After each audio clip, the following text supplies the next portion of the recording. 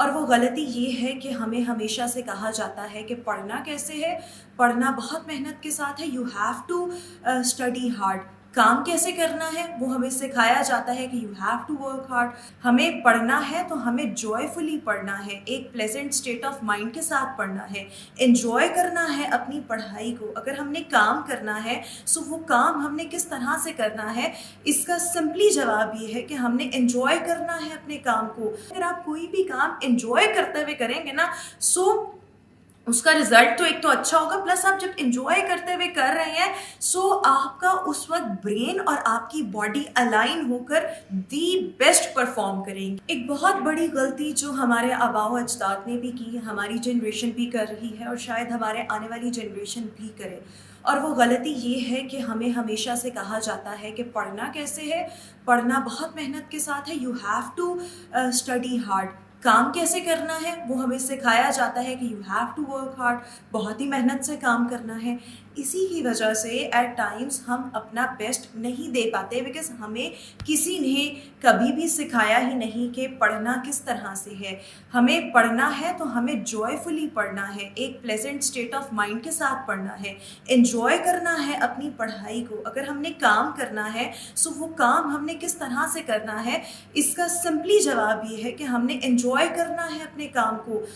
हमने बहुत ही ज़्यादा हैप्पी स्टेट ऑफ माइंड के साथ अपना काम करना है, because we are never taught to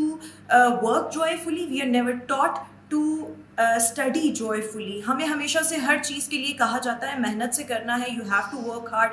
ये चीज़ें जो हैं एट टाइम्स आपको इतना ज़्यादा बाउंड कर देती है, और ऑटोमेटिकली जब आप अपने ब्रेन को ये कहते हैं, जब आप अपने सराउंडिंग से सुनते हैं, फिर आप का ऑब्वियसली सबकॉन्शियस माइंड पर वो चीज़ें इम्पैक्ट करती हैं और आप खुद से भी यही कहते हैं कि हमने पढ़ना है और बहुत मेहनत करनी है। जब आप कहते हैं ना कि हमने बहुत मेहनत करनी है, सो इस चीज़ से होता क्या है कि आपके दिमाग में जो एक इमेज बन रहा है मोस्ट ऑफ द टाइम आपके सबकॉन्शियस माइंड में, वो बन रहा है कि आप प्रेशर लें किसी चीज़ का, और जब आपको ये इम्पोज किया जाता है, सोसाइटी से कहा जाता है, सो आप स्ट्रेस में आकर वो काम करते हैं। और जब आप किसी भी काम को एंजॉय करके नहीं करते तो उसके रिजल्ट्स आप फिर कभी भी एक्सपेक्ट नहीं कर सकते कि वो बहुत ही ज़्यादा फ्रूटफुल होंगे, और अगर हो भी जाएंगे तो आपने अगर अपना वो जर्नी ही एंजॉय नहीं किया, डेस्टिनेशन मकसद नहीं, वो जर्नी को एंजॉय करना भी एक मकसद है। सो इसके लिए we have to teach our kids at home, we have to teach people in our surroundings कि if you have to work, you have to work joyfully